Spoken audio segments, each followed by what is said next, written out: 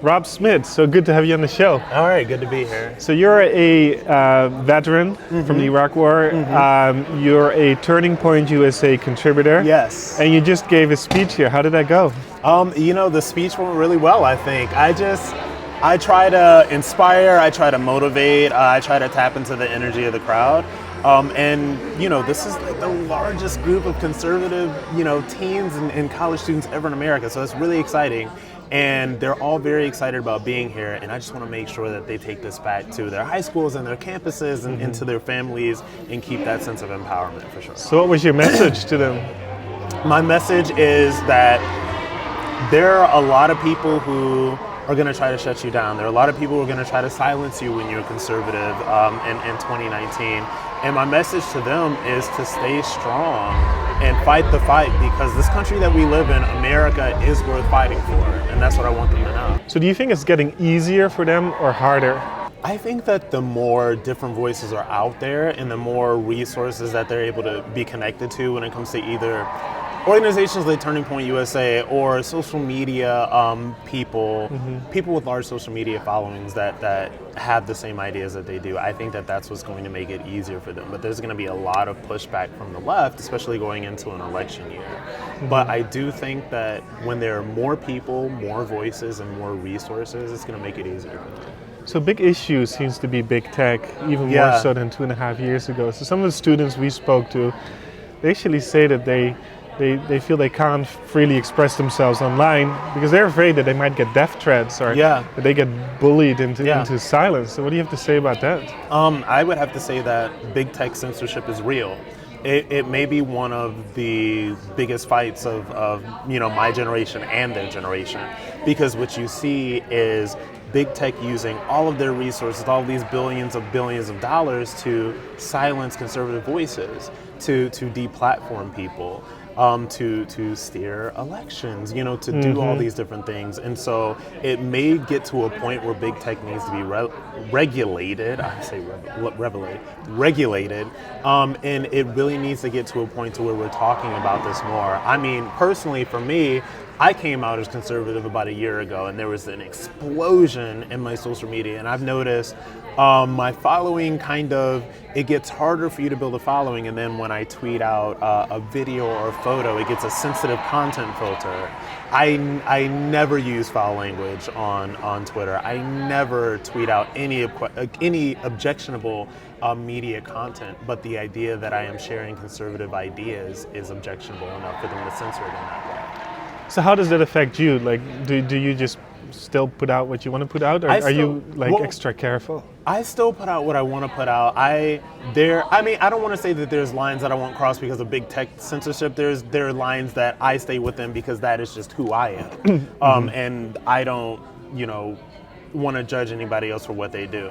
But I think that for me, I'm in a very unique position, and I feel like I'm in a position where I'm protected in some capacity because I'm involved with Turning Point USA, and I already have this megaphone, and I'm protected from that huge censorship in that way.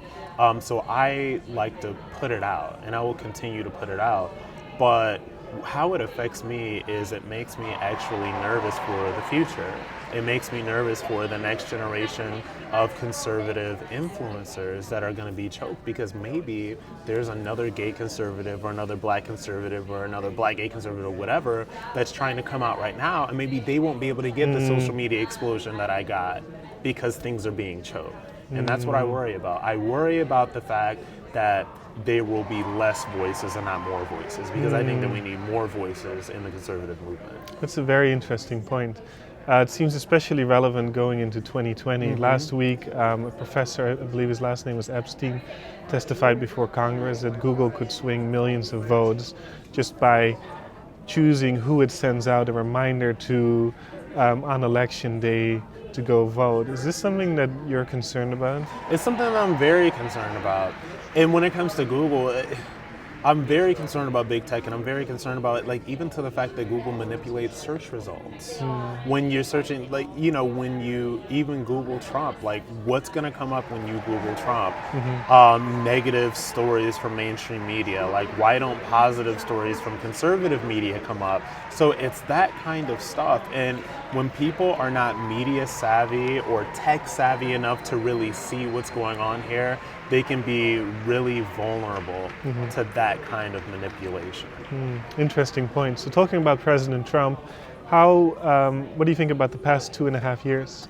I think that the past 2.5 years have been a wild ride, because even outside of President Trump and outside of what he's done, I think that he's done a lot. And I started as being conservative, and I was like, oh, I don't know if I'm going to talk about Trump that much because blah, blah, blah. And then I just became like a Trump supporter, you know what I mean?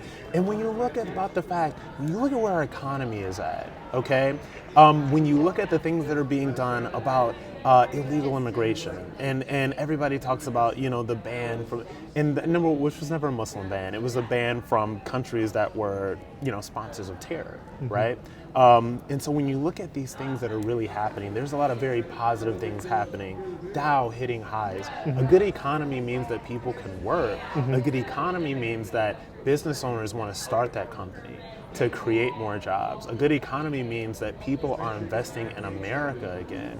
And for me, it's not about the tweets, and it's not about what somebody may or may not have said at a rally. It's not about what everything. It's about, is my life better than it was before Trump got elected? Absolutely. Is our economy better? Yes. Are people creating more businesses? Yes. Are we finally, and we're we're a long ways from finishing this immigration situation that we have dealing with. We're a long way from fixing it, but we've started to have the conversation. We've started to make actual progress. And these are good things. I think that a lot of people don't appreciate how freely the president speaks, or a lot of people, the perpetually triggered, will always be outraged and always be triggered by something, but they're not thinking about the country, they're just thinking about how they feel. Like, look, this economy is great. My life is better. I think that the president loves the country. I think that this is the greatest country that ever existed. I think that for me, as somebody that is a black gay man that's married to another man, I don't know where else in the world I could live as freely as I do in America. And that's what I'm going to advocate for, and that's what I'm going to fight for. Okay. So you said in previous interviews that you think Trump will win the 2020 elections. I do. Because of the extremism on the left. Absolutely. Can you talk a bit about that? Independents and moderates decide elections. It's not all of us rabid. It's not all of us very excited conservatives, and it's not all of the very excited liberals. So independents and moderates decide elections. And the only thing that you have to do to make the case for Donald Trump in 2020 is to look at the left and look at the ideas that are being pushed on the left, and not about personalities, not about AOC and Omar and the Gang of Four and the Squad and all these, and Kamala Harris, because it's not really about any of these people. Break it down to the ideas. Free healthcare for illegal immigrants, open borders, not building the wall, right? All of this insanity, moderates are gonna look to that, and I'm telling you, they're gonna look past the media hyperventilating over tweets and the way that they coalesce to say that, oh, this is blah, blah, blah. They're going to look past all that, and they're going to look at what the left is saying, and they're not going to agree with what the left are saying, because most people that have functioning brains are not agreeing with these things. They don't like socialism. They know socialism doesn't work. They know that they're not going to pay for health care for illegal immigrants without raising taxes, and that the wealthy are not going to pay for the Green New Deal. Moderates and independents know these things. And I do believe that they're going to be the ones that re-elect the president. That's what the president said yesterday. He spoke about the American dream versus the socialist nightmare. It seems this is really becoming the key issue in the 2020 elections. It is, and it will be. I said this before in my speech. Ilhan Omar it's an amazing story. An amazing story of a Somalian refugee that came to America and that ascended to Congress. Like being elected to represent America. How amazing is that story? Ilhan Omar should be doing cartwheels down Capitol Hill waving the American flag. She should be one of the biggest cheerleaders for how amazing America is and why our system works.